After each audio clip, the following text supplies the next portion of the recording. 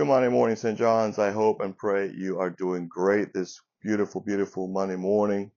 Hope you got some rest also last night after a busy Sunday. Just a quick recap of yesterday's sermon. It was based in Jeremiah 29 verses 1 through 14. And the tagline really was looking ahead and seeking the Lord. And it involves a letter that God sent to Jeremiah to his people in exile in Babylon, instructing them to not wait for their release passively or alarmingly, but rather actively, and to essence, to live a life even in captivity. And then there's all kinds of promises attached to that, to those instructions.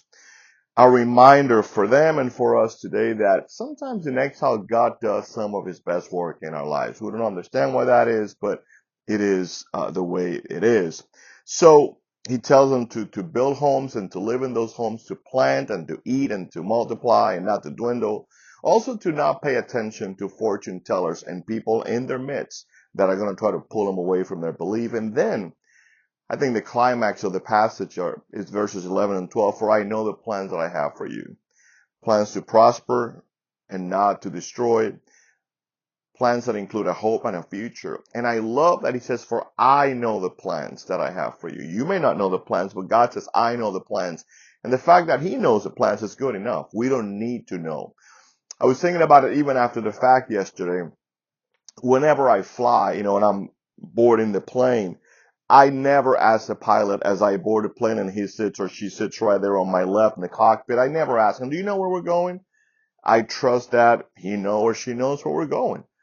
And so I don't need to know how we're going to get there. I need to know we are going to get there because we have able people, part of that airplane, part of that staff that is going to take us to our destination.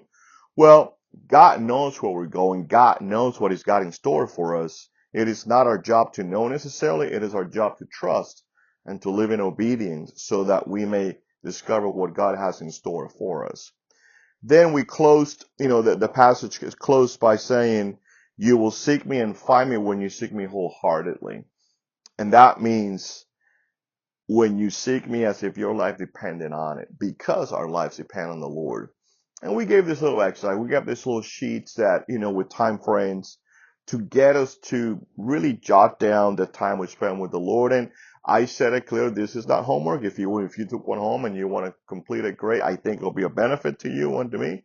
But ultimately, it's all entirely up to you as to how much time you want to spend with the Lord, how important this is to you. God is saying to us, I'm all in.